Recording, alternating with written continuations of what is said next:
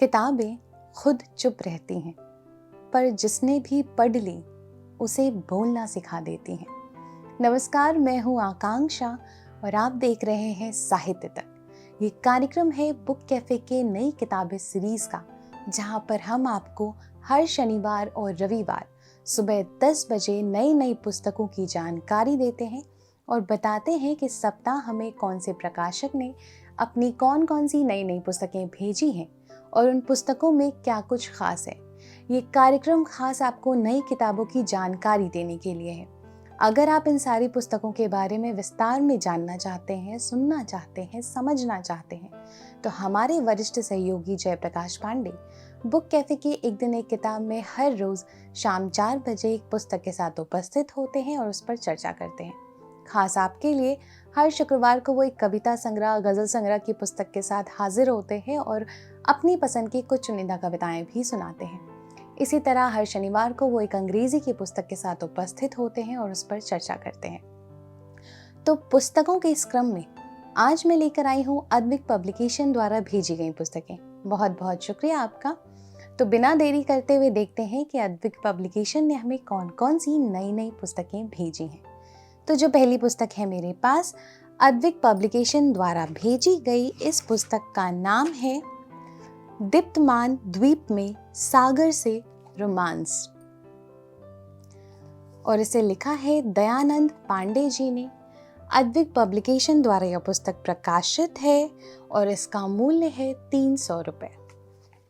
यह कृति एक भावनात्मक यात्रा वृत्तांत और प्रेम कथा का सुंदर संगम है, जहाँ प्रकृति, विशेषकर द्वीप और सागर, केवल पृष्ठभूमि नहीं बल्कि कथा के सक्रिय पात्र बन जाते हैं।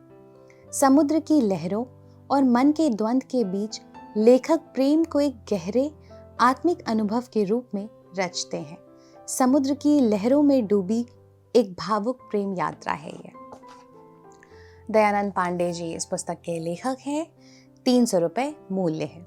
अगली पुस्तक की तरफ चलते हैं। इस पुस्तक का नाम है आदिवासी साहित्य और जीवन मूल्य। आदिवासी साहित्य और जीवन मूल्य, इसे लिखा है वीरेंद्र परमार जी ने।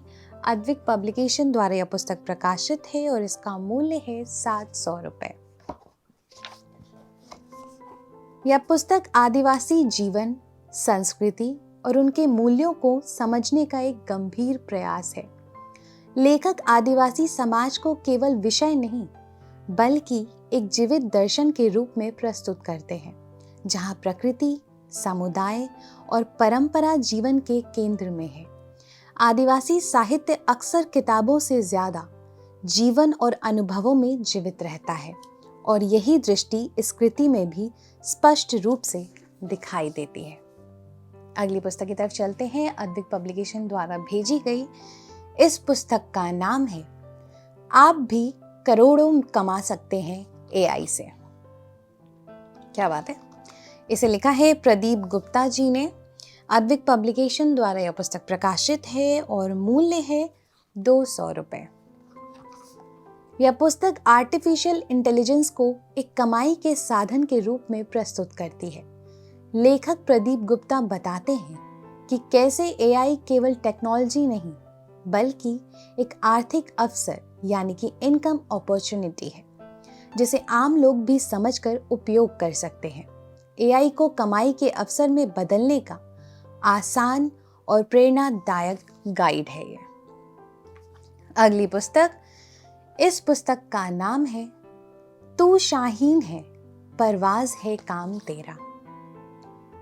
तू शाहीन है परवाज है काम तेरा, विश्व प्रसिद्ध किन्नर मीरा परीदा की जीवनी। इसे लिखा है डॉक्टर मुक्ति शर्मा जी ने। अद्विक पब्लिकेशन द्वारा यह पुस्तक प्रकाशित है, जीवनी है और मूल्य है 200 रुपये।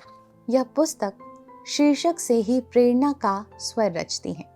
उड़ान, आत्मविश्वास और अपनी असली क्षमता को पहचानने की पुकार। मुक्ति शर्मा की यह कृति एक मोटिवेशनल लेखन है जो पाठक को सीमाओं से बाहर निकलकर अपने सपनों को जीने के लिए प्रेरित करती है। अपने अंदर की शाहीन को पहचान कर ऊंची उड़ान भरने का प्रेरक पुकार है यह पुस्तक। अगली पुस्तक अद्विक पब्लिकेशन द्वारा भेजी गई। इस पुस्तक का नाम है अंतर मन के आंगन में। अंतर मन के आंगन में इसे लिखा है सुमित्रा शर्मा जी ने। ये काव्य संग्रह की पुस्तक है, अद्विक पब्लिकेशन द्वारा प्रकाशित है और मूल्य है 260 रुपए। अब कविता भी देख ली जाए। कविता संग्रह है ये। शीर्षक है पुरानी मोहब्बत। आज पुरानी मोहब्बत बाजार में मिली, लगा मेरे दिल की बाछे खिली, पर आह सर्वाइकल बेल्ट से जकड़ी वो सुडौल ग्रीवा, ना घूमी ना फिरी, ना वो चहकी ना मैं बहका, ना स्टैंड वाला मेरा दिल धड़का। पुरानी वो मुस्कान होठों पर पसरी जरूर, आंखों में यादों की परतें भी हल्की सी उभरी जरूर। पर बस औपचारिक सा हाल चाल प्रत्यावर्तन शायद नोट किया दोनों में हुआ परिवर्तन। फिर सधे कदमों से मैं अपनी राह चला, वह भी मुड़ी अपने घर की गली, न मेरा दिल मचला न उसकी गर्दन हिली। क्या बात है। शीर्षक है जिंदगी के रूप। जिंदगी बहरूपियाब हो गई है, जिंदगी बहरूपियाब हो गई है, नित नए ये रूप देखो रख रही है। जिंदगी ये मदारी सी हो गई है, डुगडुगी पर नचा मुझको ये रही है। कभी नरमी बरतती है, बहुत सा लाड़ करती है, अनूठे ख्वाब कितने ही मेरी आंखों में भरती है। मैं चुनना चाहती हूँ जब कभी, दो चार उनमें से दिखा चाबुक, पलक भर में सभी कुछ लूट लेती है। जिंदगी बहरूपिया अब हो गई है, जिंदगी रंगरेज मानो हो गई है, नित नए रंगों में मुझको रंग रही है। कभी खुशियों के रंगों से मुझे बरबस रिझाती है, कभी मेहंदी रचाती है, कभी अलता सजाती है। उलसित जब मैं होती हूँ, उलसित जब मैं होती हूँ, शगुनिया रंगों से घिरकर व्यथा के काले रंगों में तभी मुझको डुबाती है। जिंदगी बहरूपिया अब हो गई है, जिंदगी जालिम दरोगा हो गई है, बिन खता मुझे कटघरे में रख रही है।